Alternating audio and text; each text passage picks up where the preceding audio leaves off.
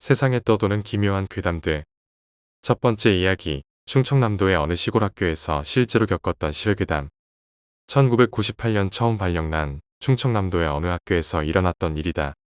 아직도 생생하게 기억이 남는 사건이다. 시골이었지만 건물이 2개가 있는 규모가 큰 초등학교였다. 그리고 학생들도 한 반에 30여 명도 있었다. 첫 담임을 맡은 반은 뒷동에 있는 2학년 1반이었다. 어느 날 날씨가 너무 좋아서 뒷산에 가서 야외 수업을 하러 갔는데 마침 수의 아저씨가 풀을 깎고 계셨다. 그래서 수고하십니다. 오늘 저희 애들 데리고 야외 수업을 하러 왔습니다. 라고 간단하게 먼저 인사를 건넸다. 그런데 대뜸 애들 데리고 저 위로는 가지 마세요. 라며 말씀하셨다. 그래서 궁금했던 나는 이유를 물었다. 저기 가면 구덩이가 너무 많고 관도 있을 거고 어쩌면 해골도 있을 거야. 원래는 뒷산이 공동묘지였는데 궁금하면 한번 가봐. 이렇게 얘기하시고 그대로 가셨다. 너무 황당하고 오싹한 기분이 들었다. 그때 갑자기 아이들이 불렀다. 이미 가지 말라는 곳에 가버린 것이다. 그래서 아이들을 데리고 교실로 돌아왔다. 근데 그날 이후 우리 반에는 이상한 일들이 일어나기 시작했다. 학교에는 우유급식이 있다. 이 학교에도 초록색 박스에 담아 나오던 우유였다. 우유가 있는 곳은 현관 중앙 계단 밑에 잠겨진 창고 앞에 우유 박스를 쌓아놓았다. 우유 배식 당번은 2명이 거기서 가져와야 하는데 당번을 정하기가 어려웠다. 오래 방치되어 자물쇠도 녹슬고 유독 빛이 안 들어왔다. 오싹한 계단 밑 창고였고 아이들 사이에 이상한 소문이 퍼져 있었다. 옛날에 나쁜 애들이 여기 창고에 한 아이를 가둬놨는데 거기서 굶어 죽었다라는 얘기도 있고 또 다른 소문은 그 창고에 엄청 무서운 아저씨가 산대. 그 아저씨가 잡아간다라는 괴담들이 있어서 아이들이 우유 배식 당번하는 걸 매우 꺼려했다. 그래서 똘똘하고 어른스러웠던 반장과 부반장에게 우유 배식 담당을 부탁을 했고 다행히 받아들였다. 문제가 터진 어느 날, 이날은 구름이 잔뜩 있어 흐린 날씨였다.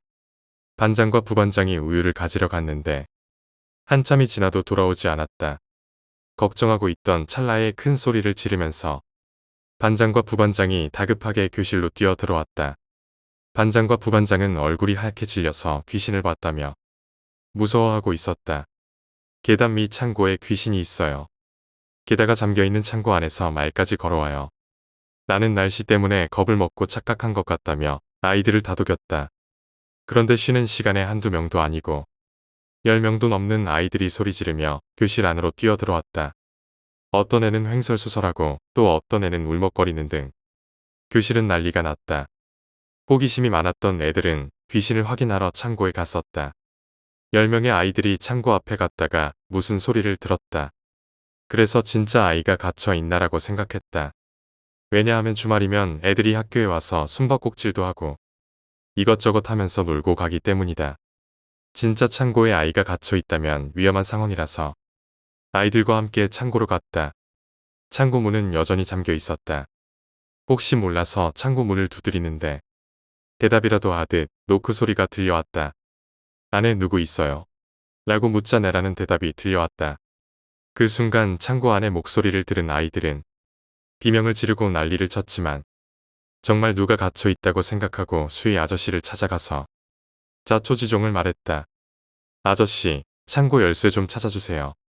창고 안에 아이가 갇혀 있는 것 같습니다. 급하게 상황을 설명했더니 의외로 담담하셨다.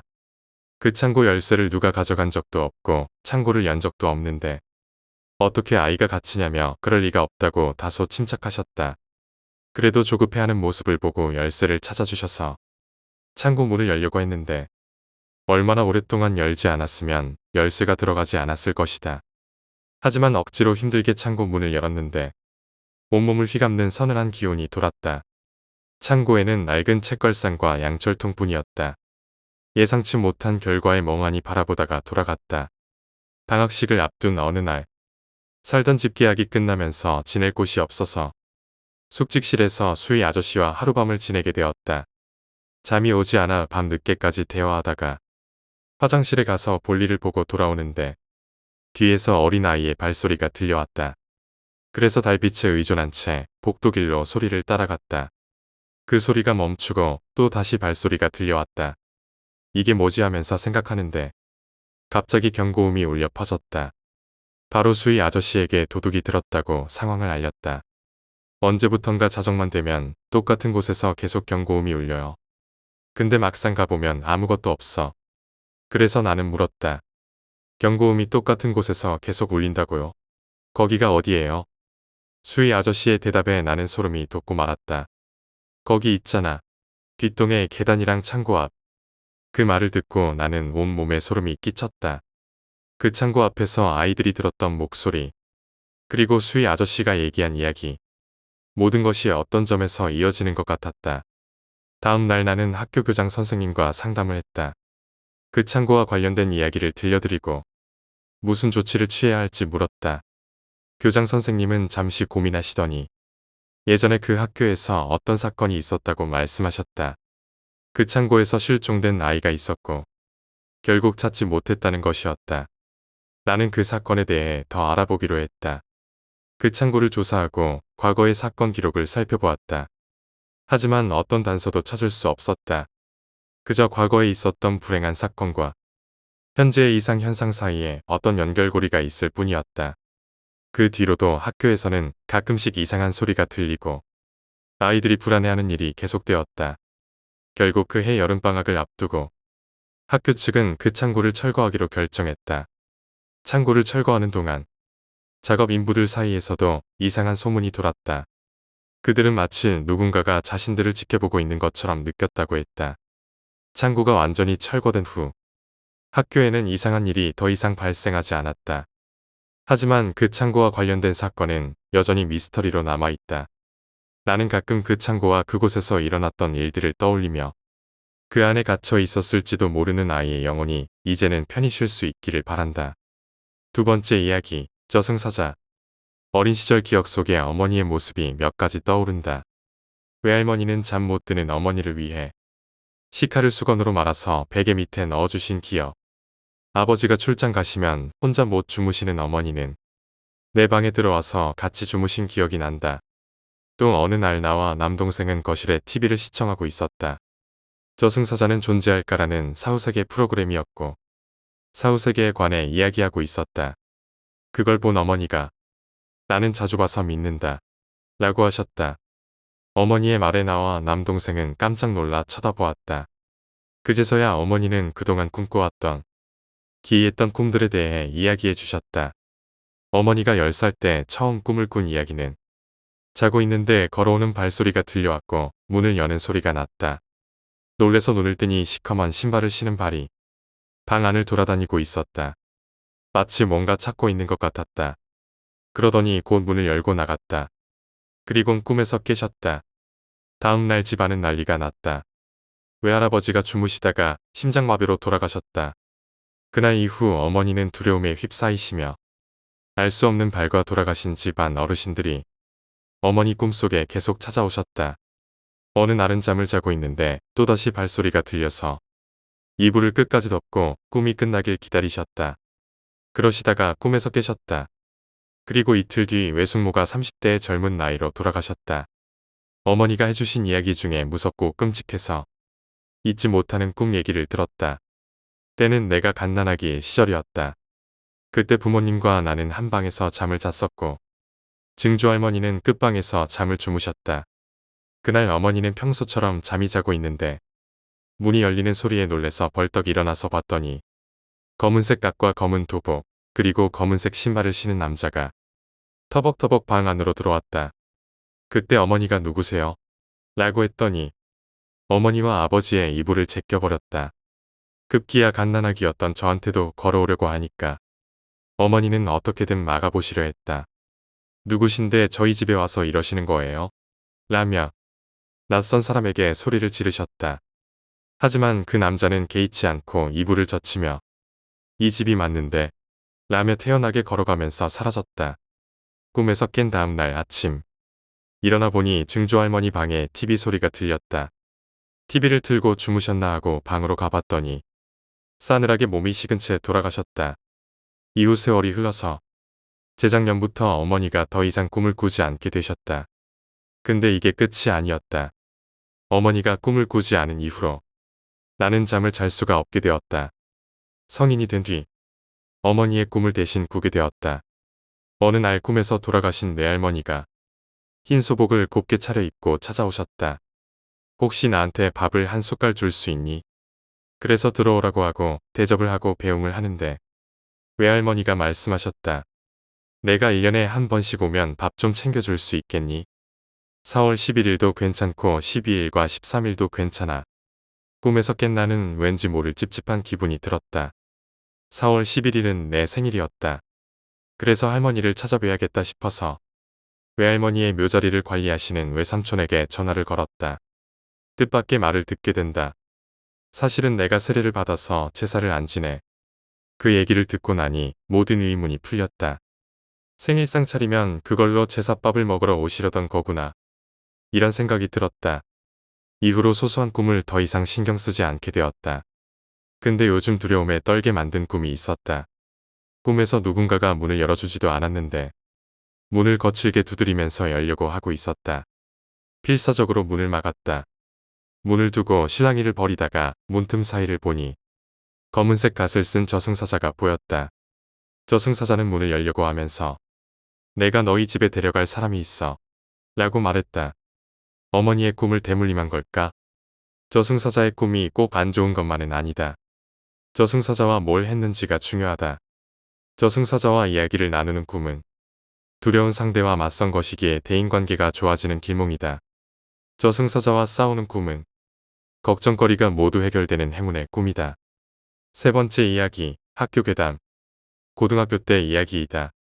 그 당시가 막 중학교를 졸업하고 고등학교로 진학한 지 얼마 안 된 시기라서 친한 친구들끼리 다 흩어졌었다.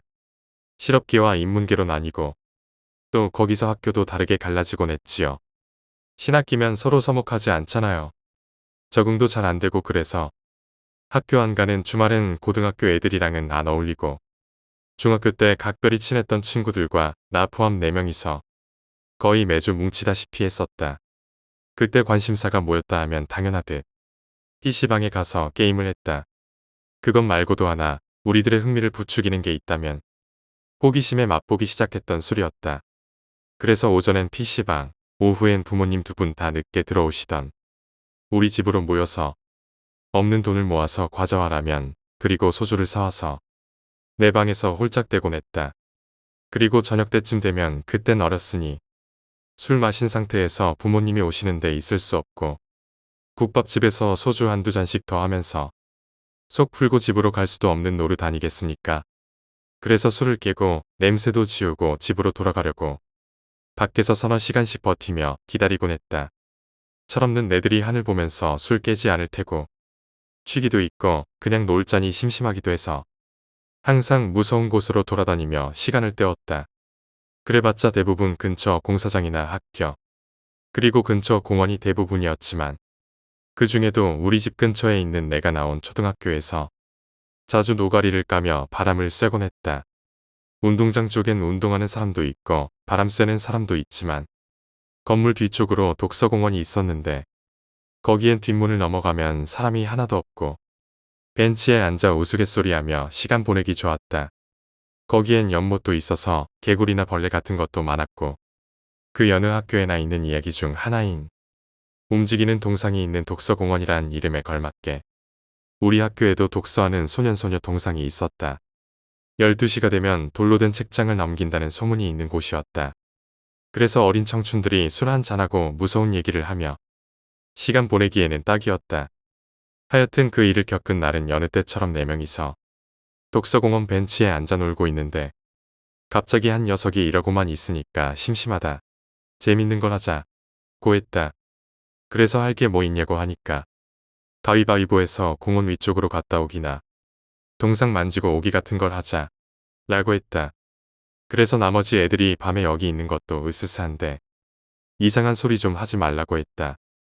근데 이 녀석이 담도 크고 겁도 없는 데다가 억지로 끌고 가는 경향이 있었다.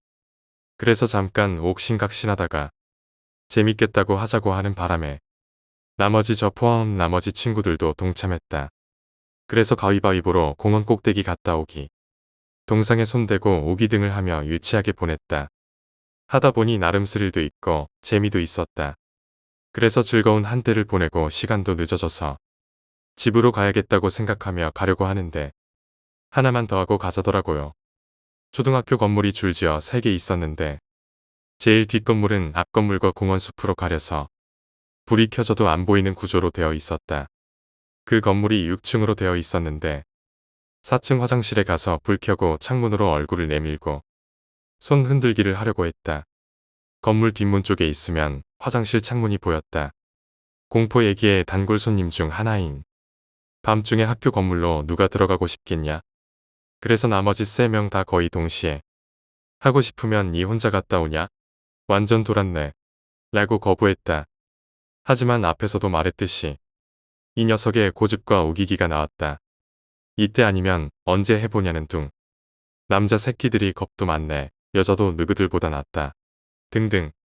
이 녀석의 멍멍 소리에 결국 민주주의 사회임에도 불구하고 3명이 한 녀석에게 지고 말았다. 그래서 가위바위보로 들어갈 사람을 정하기로 했는데 첫 번째는 무의식적으로 묵묵히는 습관 때문에 제가 걸리고 말았다. 지금도 습관은 여전하지만 그 바람에 어쩔 수 없이 등 떠밀려 건물 뒷문 앞에서 들어가려고 안을 보니 온몸에 소름이 돋는 게 너무 무섭더라. 그래서 창피하고 무서워서 도저히 안 되겠다고 못 들어가겠다고 우겼다. 졌다고 그러기가 어딨냐고 했지만 진짜 혼자는 못 가겠더라. 그래서 가위바위보로 한 명만 더 뽑자고 했고 결국 저와 같이 어둠 속으로 갈 동지를 한 명 더 뽑았다. 처음에 이 놀이를 제안한 녀석은 당연히 안 걸리고 둘이니까 이제 좀 안심이 되는 것 같아서 친구와 저는 뒷문으로 어둠 속의 학교 건물로 들어섰다. 그 당시에는 휴대폰이 그렇게 보급되지 않아서 4명 중 1명만 가지고 있었다. 그 핸드폰 불빛에 의지해서 2층으로 향하는 계단으로 올라가려고 앞에 섰다. 그리고 깜깜한 계단 위를 보니 소름이 끼치는 게 진짜 무섭더라. 옆에 친구를 보니 그 녀석도 나와 같은 기분인지 얼어 있었다. 그래서 우리는 남자끼리 이상한 사이가 아니지만 서로 손을 맞잡고 계단을 올라갔다. 쉬는 시간에 몇 점 갈 때는 서너 발음이면 끝나는 학교 계단이 왜 이렇게 길까 생각하며 4층까지 올라갔다. 초등학교 화장실은 복도가 길게 있고 그 양 끝에 하나씩 있는 구조로 되어 있었다. 계단도 양 끝에 하나씩 위치하고 있어서 둘은 올라온 계단 앞쪽에 있는 화장실로 들어갔다. 그리고 휴대폰 불빛에 의지해서 화장실 불을 켰다. 그리고 친구와 둘이 창문을 통해서 밖을 보니 남은 2놈이 손을 흔드는 게 보였다. 몇 분도 안 되는 잠깐의 시간이었지만 뭔가 해냈다는 생각에 마음도 놓였다. 그래도 무서워서 불을 끄고 내려가야겠다 생각하는 순간에 갑자기 밖에 2놈의 낌새가 이상해지더라. 우리 둘을 향해 손을 흔들며 오라고 손짓하는 것이다. 그래서 왜 그러냐고 작게 물어봤다. 근데 둘의 행동이 다급해지더라. 허둥지둥하며 빨리 오라고 말하는 것이다. 둘이서 우리를 놀래키려고 장난치는 건 아니라는 느낌이 들었다. 그래서 온몸이 오싹해지면서 무서워진 친구와 우리는 불도 안 끄고 미친 듯이 계단을 뛰어 내려갔다. 잘 보이지도 않았는데 어떻게 굴러 떨어지지 않고 나왔는지도 모르겠다. 밖으로 나와서 겁에 질려 왜 그러냐고 물어보니 꼭대기에 화장실 불이 켜졌다고 말했다. 그래서 내려오라고 말했고 우리가 왜라고 했을 때는 5층 화장실에 불이 켜졌다고 했다. 그래서 건물을 보니 4층 화장실까지 불이 켜진 것이다. 그래서 너무 무서워서 보고 있으니 4층에서 6층까지의 불이 거의 동시에 꺼졌다. 그 다음 우리는 외마디 비명 하나만 남기고 뒷담을 넘어서 도로까지 미친 듯이 뛰었다. 서로 쳐다보니 다들 땀에 젖어 있었다. 숨을 돌리고 정신을 차리고는 귀신이 아니고 한밤중에 학교에서 장난치는 철없는 것들을 혼내려고 순찰 중인 경비 아저씨나 당직 근무하는 분이 장난친 걸 거야라 생각할 수밖에 없잖아요. 3개층의 불이 거의 동시에 꺼진 건 3사람이 아니면 어떻게 된 것인지 하고 서로 그렇게 납득하고는 집으로 돌아갈 수밖에 없었다. 마음속에 공포가 지워진 다음부터는 꽤 오랫동안 학교나 여러 자리에서 우리들의 흔치 않은 경험담을 늘어놓았다. 우리의 혼을 빠지게 만들었던 그것의 정체가 무엇일진 아직도 알 수 없지만 지금은 뿔뿔이 흩어진 우리 친구들에게 서로 잊지 못할 기억이 아닐까 한다. 4번째 이야기, 강남의 처녀귀신. 1998년 가을의 어느 날 심야에 겪었던 이상한 일이 생각난다. 당시 전 역삼동 충현교회 부근에서 살고 있었다. 그날은 토요일이어서 오후에 친구들 셋이랑 잠실 쪽 고수부지에서 놀다가 압구정 도산공원 부근의 잘 아는 가게에서 초저녁부터 술을 마셨는데 11시쯤에서 친구들은 다들 가버리고 다른 손님들도 자리를 뜨게 되었다. 어쩌다 보니 나만 그 가게 주인분이랑 밤 늦게까지 마시게 되었다. 새벽 3시까지 마셨으니 시간으로 따지면 한 8시간 정도 마셨다. 하지만 가게 뒷정리를 도와주고 자리에서 일어날 때에는 다행히 술이 다 깨서 정신이 너무 맑아져 있었다. 그래도 음주운전은 안 되니까 차는 가게 주차장에 세워두고 일어나면 찾으러 오기로 했다. 그래서 택시를 타러 큰 길까지 나왔는데 그 흔하던 빈 택시가 한참을 기다려도 보이지 않았다. 집까지 걸어서 가자라는 생각이 들었다. 집까지는 세플럭 정도 거리로 걸어가면 1시간도 더 걸릴 텐데 그때는 무슨 생각이었는지 모르겠다. 아마 술을 마셔 열이 오르는데 가을밤에 찬 공기가 좋았나 봤다. 그렇게 도산대로를 건너 큰 길을 떠나고 골목길로 접어들어 그 경사진 길을 헉헉거리며 올라가고 있었다. 관세청 뒷쯤까지 왔을 때 분명 좀 전까지는 보이지 않던 아가씨가 30m쯤 앞에서 걷고 있지 않겠습니까? 이 새벽에 젊은 아가씨가 일행도 없이 웬일인지 이러면서 상대방이 놀라지 않게 적정 거리를 두다 보니 야밤에 여자 뒤를 밟는 꼴이 되더라. 어깨에 닿지 않는 정도의 단발머리에 흰 블라우스와 베이지색 계열의 무릎 정도 길이의 치마였다. 단정한 차림새의 아가씨가 앞서 걷는 골목길. 그런 상황이 낮이었다면 참 상쾌한 기분이었겠지만 시간이 야밤이라서 그 모습이 왠지 이상한 느낌을 주었다. 아니나 다를까 언덕을 다 올랐을 쯤 제가 잠시 딴 생각을 하다 다시 앞을 보니 그 아가씨가 어느 순간 보이지 않는 것이다. 그 짧은 사이에 마치 연기처럼 사라진 것이다. 이제 내리막길이라 보폭이 큰 제 걸음으로 자연스레 제칠 수 있었는데 말이다. 사실은 지나치면서 얼굴이라도 힐끔 보고 싶었다. 그때만 해도 이상하다는 느낌은 있었지만 무섭지는 않았다. 나는 집으로 가야 하니까 계속 걸어 내려오며 큰 길을 건너 또 골목길을 걷고 있었다. 그런데 YMCA 뒷길이 좀 안 돼서 바로 내가 보고 있는 중에 또 그 아가씨가 한 20m 정도의 거리를 두고 나타났다. 마치 연기처럼 스르륵 하고 말이다. 나는 온몸에 소름이 돋아 남과 동시에 터져나오려는 비명을 이를 악물어 맞고는 속으로 귀신인가 했다고 생각했다. 앞에서 가고 있는 것은 예쁜 아가씨가 아니라 무서운 존재이며 나를 타겟으로 하고 있다는 생각에 걷는 다리에 힘이 빠져 비틀거릴 정도였다. 더군다나 이번에는 그것을 걷는 속도가 마치 슬로우 모션처럼 느려져 있었다. 물론 그 골목길엔 지나다니는 사람이 한 명도 없었다. 이렇게는 다음 큰 길까지 가기 전에 무슨 일이 일어날 것 같다는 생각에 뒤돌았다. 그리고 뛰었다. 뒤는 돌아볼 수 없었다. 다행히 잡히지 않고 아미가 호텔 맞은편으로 나왔고 택시가 바로 오더라. 기사 아저씨한테 사정사정해서 집 앞까지 택시를 타고 왔다. 혹시나 하면서 현관문을 열고 들어갈 때도 한번 뒤돌아보았다. 그런 경험을 하고도 이제는 그 처녀 귀신은 얼굴이 어땠을까 하는 생각이 한 번씩 든다. 5번째 이야기, 스님이 되었던 친구. 저의 친구는 해병대 출신으로 외모로만 보면 정말 멋지고 강하게 생겼다. 군대에서 알게 된 친구인데 어느 순간부터 가끔 그 친구를 만날 때마다 제 기분은 뭔가 허전한 느낌을 받았다.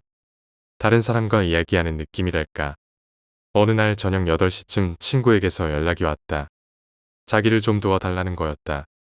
그런데 다짜고짜 도와달라는 친구의 말투가 너무 평온하다 못해 인자하기까지 했다.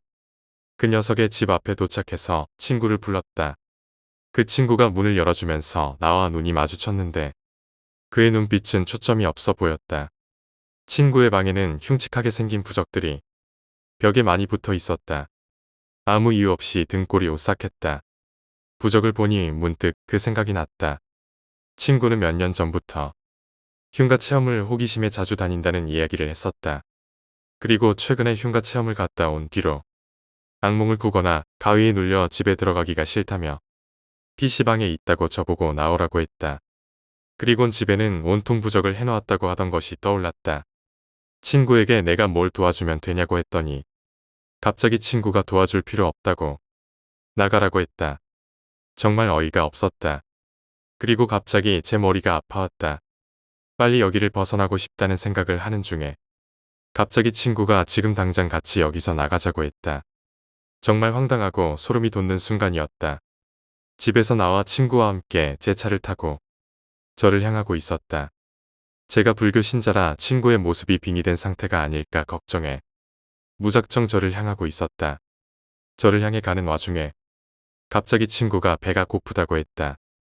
이상하게 그 친구의 말이 너무 평온했다.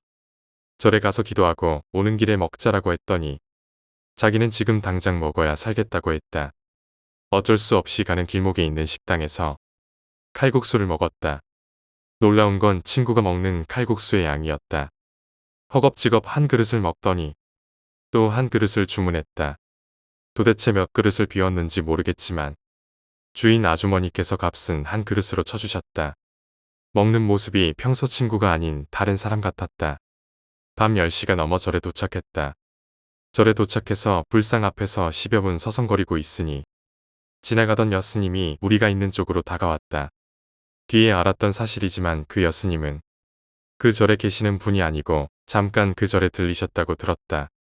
스님은 친구 녀석을 보더니 사람의 눈빛이 왜 죽은 사람의 눈빛을 하고 있나 라며 따라오라고 했다. 작은 방에 들어서니 친구가 다짜고짜 발작을 했다.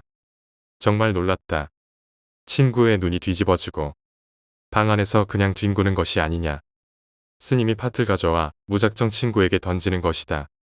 그러면서 이 못된 잡기가 어디서 행패냐고. 이렇게 말하고는 저에게 다가와 제게도 팥을 던지셨다. 친구는 팥을 맞고 기절하다시피 발작을 하다가 스님에게 잘못했다며 울며불며 통곡하는 것을 보았다. 이런 괴상한 의식이 끝나고 친구가 조금은 안정을 되찾는 것을 볼 수 있었다. 스님은 저에게 친구와 어떤 관계냐고 묻더니 친구라고 하니까 이렇게 말하셨다. 지금 처사님은 기가 강하여 잡기가 없지만 친구는 영매의 체질이라 귀가 잘 뻗친다. 라고 하셨다.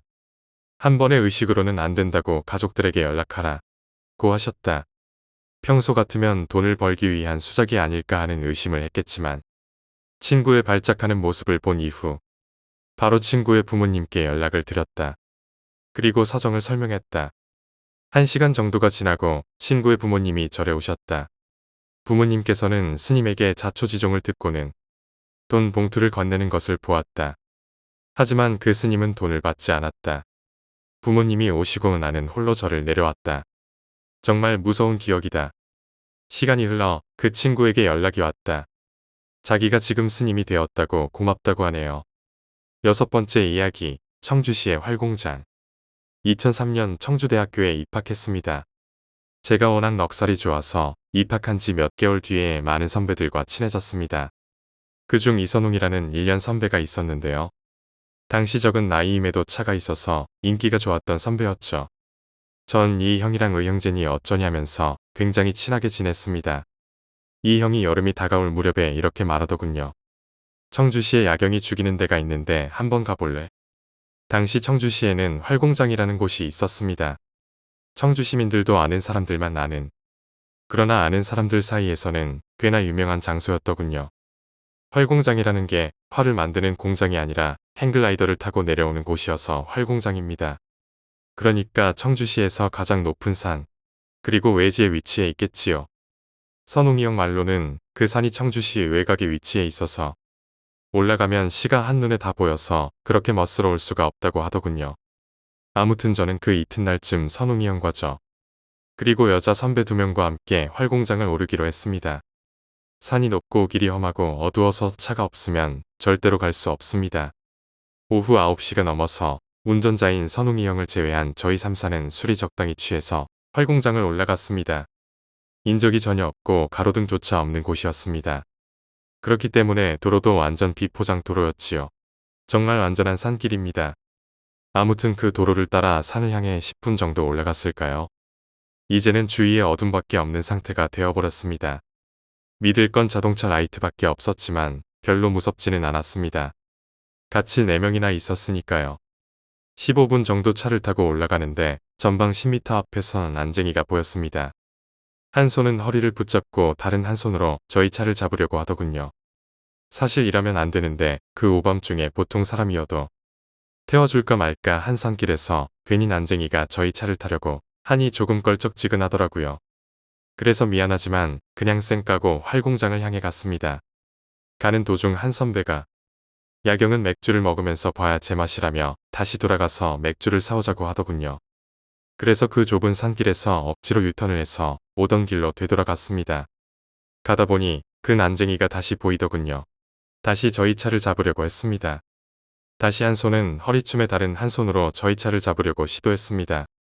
그런데 활공장 쪽으로 갈 때는 몰랐는데 반대 방향으로 자동차 라이트를 켜면서 오다 보니 난쟁이의 허리춤에 얹은 손에서 뭔가가 반짝반짝거리는 겁니다. 저는 그게 뭔지 궁금해서 창문을 열고 머리를 내밀어 그게 뭔지 확인하려 했습니다. 마침내 저희 차가 그 난쟁이를 지나갔고 그 난쟁이가 허리에 얹은 손에서 빛이 나던 건 다름 아닌 부엌칼이었습니다. 그러니까 만약에 선행을 하고 괜히 차를 태워줬다가 무슨 봉변을 당할지 모르는 일이었지요. 저희는 모두 비명을 질렀고 그날의 일정은 모두 취소했습니다. 다음 날 학교에 와서 더위 선배들에게 이 얘기를 했는데요. 다음부터는 절대로 가지 말라고 역정을 내시는 겁니다.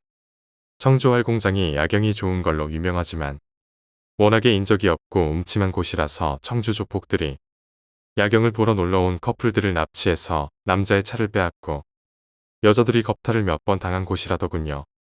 뿐만 아니라 난쟁이나 여자 등을 이용해 저희 같은 사람들을 노려 금품과 차량 탈취가 빈번한 곳이라고 소문이 난 곳이래요.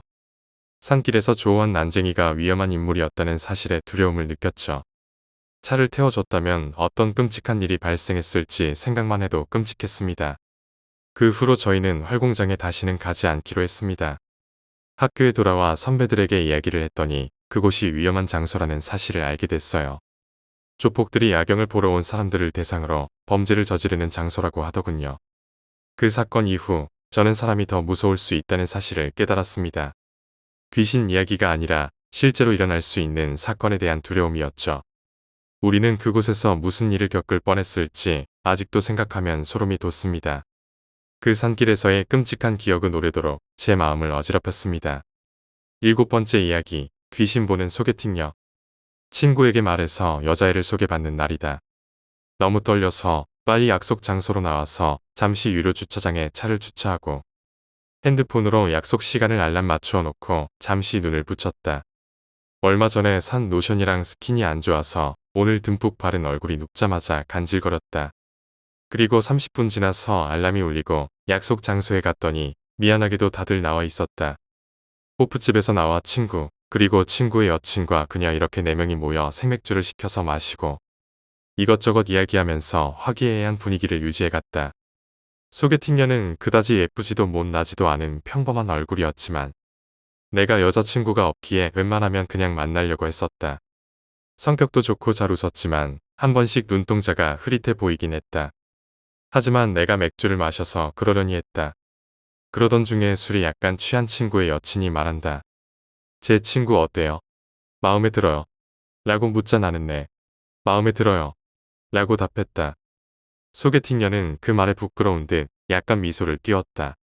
그리고 이어지는 친구 여친의 이야기로는 제 친구가 신기가 좀 있는데 쉽게 말해서 귀신을 보는 친구예요. 라고 말했다. 친구 여친과 나랑 대화한 것을 본 소개팅녀가 재미있는 이야기를 해준다. 대장금의 이영애 알죠? 이영애도 잘 보면 귀신 시인 눈이랍니다. 이런 얘기를 했던 것 같다. 나는 그냥 한 귀로 듣고 한 귀로 흘렸다. 그리고 농담 삼아 말했다. 이 술집에서 귀신이 보이나요? 그러자 그녀는 한번 둘러보더니 술집에는 없네요. 라고 했다. 순간 나머지 3명은 말을 잃었다. 맥주를 간단하게 마시고 술도 깰 겸해서 노래방에 갔다. 서비스 시간 좀 들어오고 하니 2시간 정도 흘러 술도 거의 다 깼다. 오늘 제가 집까지 태워드릴게요. 많이 마신 것도 아니고 술도 거의 깨서 맨정신이었다. 그리고 친구 일행은 보내고 나와 그녀는 내 차를 타고 그녀 집으로 가는 중이었다. 아까 하던 말이 생각나서 밖에 귀신이 보이나요? 라고 농담 삼아 말했더니 잘 안 보이네요. 술집에서 나와서 2번밖에 못 봤어요. 라고 했다. 그 말을 들으니 약간 무서웠다. 귀신들은 검은 차를 좋아하거든요. 라고 웃으면서 말한다. 내 차가 까만색 카렌스였다. 그리고 별 신경 안 쓰고 물었다. 혹시 내 차에도 귀신 붙었나요? 그녀가 말하길. 아까 말한 2명이 뒤에 앉아있네요. 진짜 무서웠다. 그리고 인상차게까지 말해준다. 2명 다 말랐고 긴 생머리네요.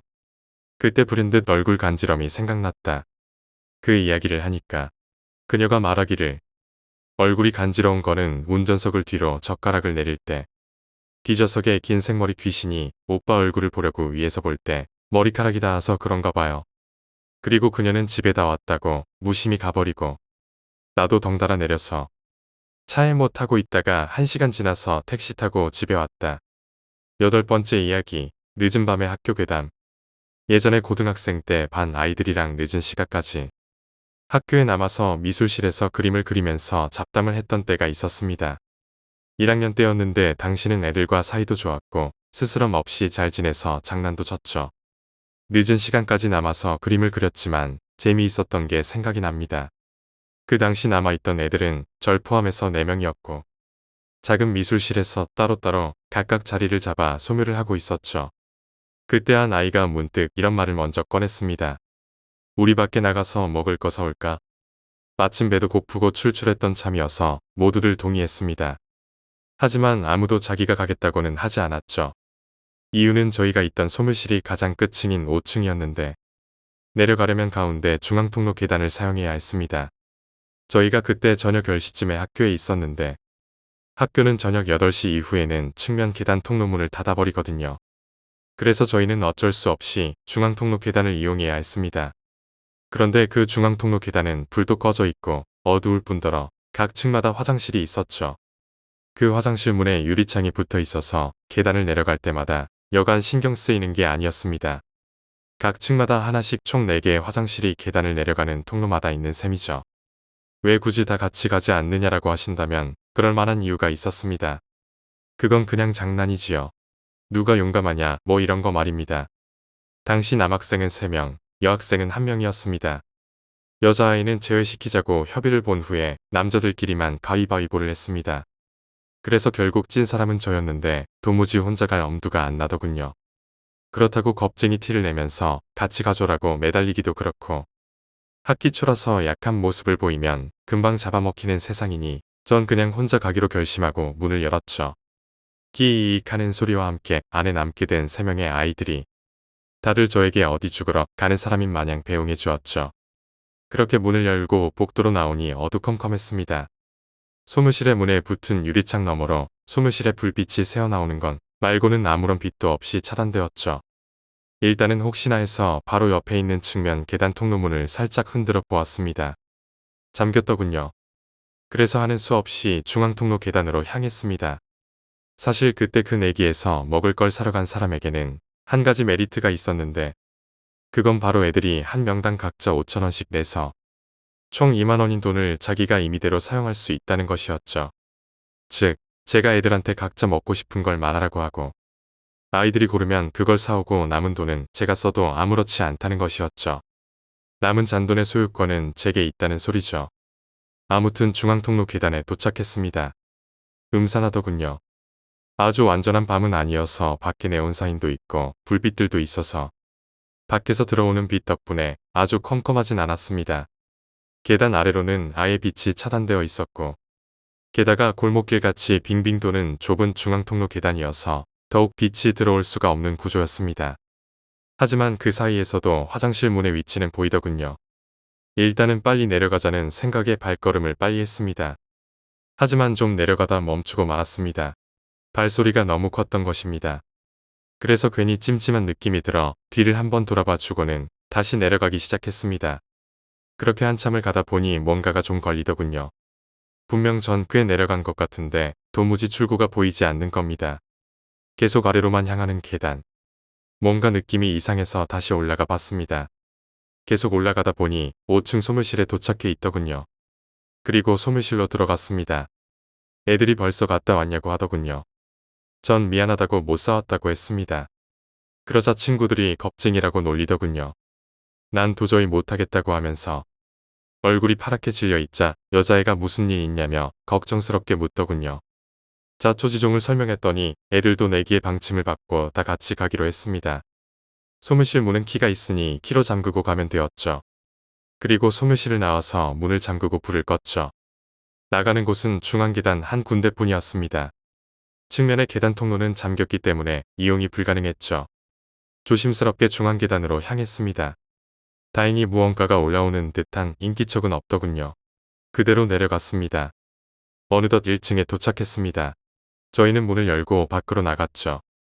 다들 이제 어디 갈 거냐면서 수다를 떨고 있는데 그때 한 명이 소리를 질렀습니다. 순간 모두들 정문을 향해 뛰어갔습니다. 그리고 순식간에 언덕 밑으로 뛰어내려갔죠. 저희는 아주 미친 듯이 내려갔죠. 다 내려오자 사람들이 저희를 쳐다봤습니다. 다들 몰골이 엉망이었죠.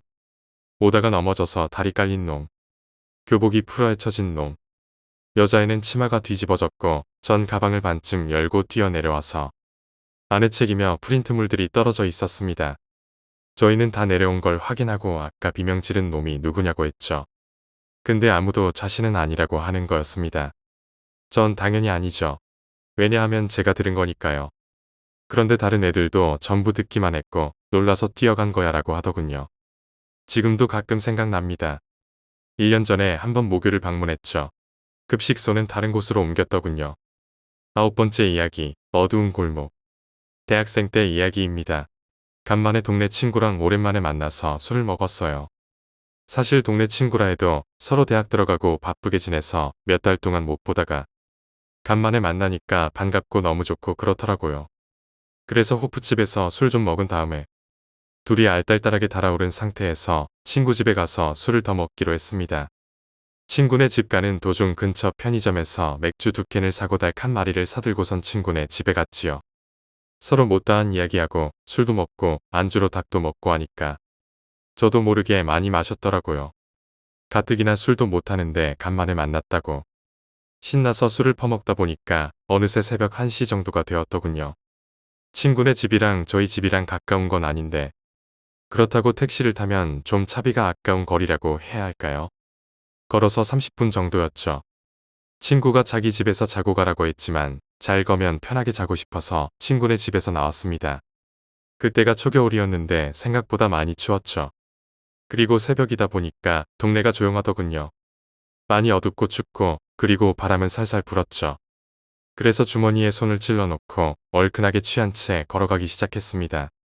친구네 집과 우리 집 가는 길은 2가지인데 한 가는 길은 돌아서 가는 거하고 다른 한 가는 길은 그냥 골목처럼 보기 좋은 길이 쭉 있었는데 버스 한 대가 들어오면 꽉 찰 정도의 넓이입니다. 보통 때 같으면 낮에는 골목길로 다니고 밤에는 돌아서 가는 길을 택합니다. 왜냐하면 골목길이 직선으로만 되어 있어서 그냥 앞으로 쭉 걸으면 더 빨리 집에 갈 수 있었거든요.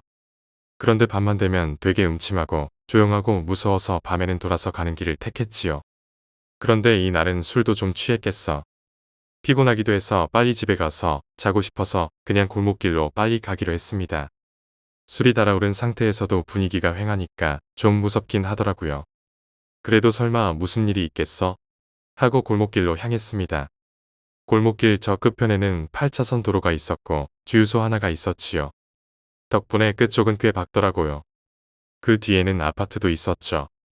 그래서인지 저 골목길 끝에는 왠지 모르게 제가 꼭 당도해야 할 장소라고 생각될 정도였어요. 그와 반대로는 골목길 끝까지 가기 전까지는 완전 암흑이었습니다. 흔한 가로등도 역시 이 골목길에도 있긴 했지만 이상하게 가로등이 하나도 안 켜져 있더군요. 그 골목길은 중간에 다른 길로 이어진 부분이 없어요. 오직 주택들과 주차되어 있는 자동차들 뿐이었죠. 직선으로 된 암흑인 길밖에 없었지요. 그 길을 10분 정도 걸으려니까 좀 으스스하더라고요. 그래도 집에 빨리 가야겠다는 생각에 걷기 시작했습니다.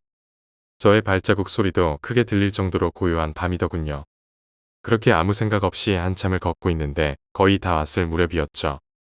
주유소의 밝은 빛과 간간히 왔다 갔다 거리는 자동차 불빛을 보면서 거의 다 왔다고 생각할 때쯤이었어요. 문득 타다닥하고 뛰어오는 소리에 고개를 들어 소리가 나는 쪽으로 휙 하고 쳐다보니까 저 멀리서 누군가 뛰어오고 있더라고요. 간만에 저렇게 막 뛰어오는 사람을 보아서 그냥 미친 놈인가라고 생각이 들었죠. 그렇게 남자인지 여자인지 모르는 제3자가 골목 끝쪽에서부터 뛰어오고 있었고, 전 반대로 골목 끝쪽으로 걸어가고 있었어요.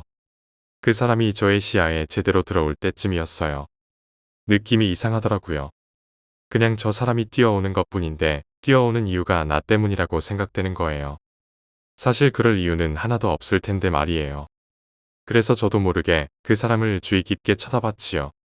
정말 힘껏 뛰어오는 게 느껴질 정도였는데 손에 뭔가를 쥐고 있는 게 보이더라고요. 뭐지?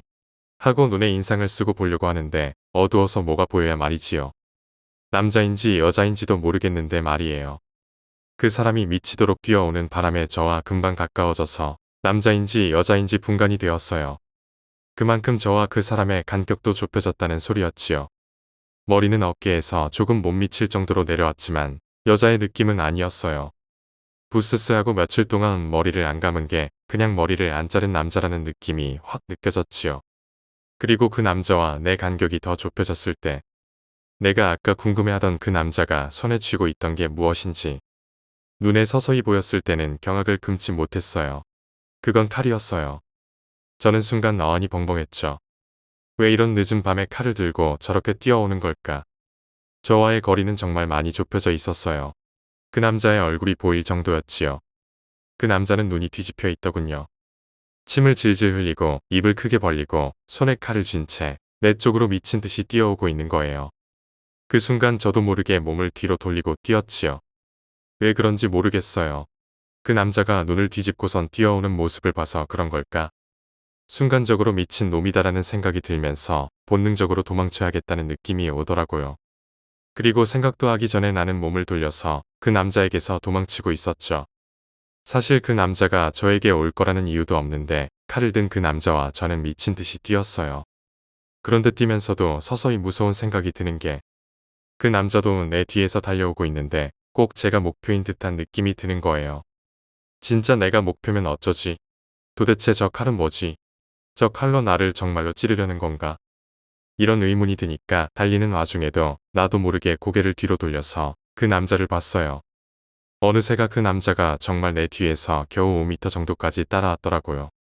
그리고 역시 눈이 뒤집힌 채 달리고 있는 얼굴 표정과 함께 손에 쥐고 있는 칼을 보았지요. 나도 모르게 잡히면 죽는다는 생각이 들더군요. 그래서 진짜 있는 힘을 다해서 뛰었죠. 얼만큼 뛰었을까? 친구네 집에 거의 다 와간 것 같은데도 아직도 멀리 있는 거예요. 정말 돌아버리겠더라고요. 친구네 집에 가서 집 안으로 들어가면 더 이상 못 쫓아오겠지. 그 전에 잡히면 어떻게 되는 거지? 사실 제가 멈추면 그 남자가 휙 하고 지나갈지도 모른다는 생각이 들었지만 저의 본능은 멈추지 말라는 거였어요. 멈추면 분명히 저 남자의 손에 쥐어진 칼에 죽을 거라는 생각이 들었죠. 그래서 멈출 수가 없었어요. 그렇게 미친 듯이 뛰었지요. 헉헉거리면서 있는 힘껏 계속 달렸어요. 진짜 미친 듯이 뛰니까 힘들어 죽겠더군요. 진짜 심장이 목구멍으로 튀어나오는 줄 알았어요. 더 이상 못 뛰겠다라는 생각이 들 쯤에 뒤를 한 번 더 돌아봤어요. 진짜 그 남자가 팔만 뻗으면 닿을 만한 거리더라고요. 그러니까 나도 모르게 발에 힘이 들어가는 거예요. 잡히면 죽는다라는 생각에 진짜 미친 듯이 뛰었어요. 더 뛰면 저 남자한테 죽기 전에 숨이 차서 죽겠다는 느낌이 들었지만 그래도 미친 듯이 뛰었어요. 그렇게 그 남자와 저는 그 골목길을 쉬지 않고 달렸어요. 친구네 집 앞에 신문 배달부가 있더라고요. 어느샌가 친구네 집에 거의 다 와가고 사람이 있으니까 도와줄 거야 더 버티자 하며 달리고 나름 안심하며 달리고 있는데 그 남자의 숨결이 뒤에서 느껴지더라고요. 좀만 더 뛰자라고 생각하고 진짜 죽을 힘을 다해서 뛰고 있는데 뒤에서 무슨 간질거리는 느낌이 들더니 내 어깨에 그 남자가 손을 올렸죠. 오싹하는 느낌이 등골부터 확 올라오더니 순간 죽을 거라는 느낌이 드는 거예요. 그러더니 갑자기 귀에 누군가 간질거리는 소리를 내더라고요. 저를 잡은 그 미친 놈은 그렇게 말을 하고 다시 골목 쪽으로 뛰어갔습니다. 저의 비명 소리를 듣고 신문 배달부는 저에게 와서 괜찮아요? 라고 물어보더군요. 저는 지금 이 상황이 황당해서 멍 때리다가 식은 땀이 흘리며 친구네 집에 들어갔지요. 그날 덜덜 떨며 잠을 잤습니다. 아직도 그 미친 놈이 뭐가 목적이고 왜 그런 짓을 했는지는 미스테리입니다. 그냥 동네마다 하나쯤 있는 미친 놈이었나 봅니다.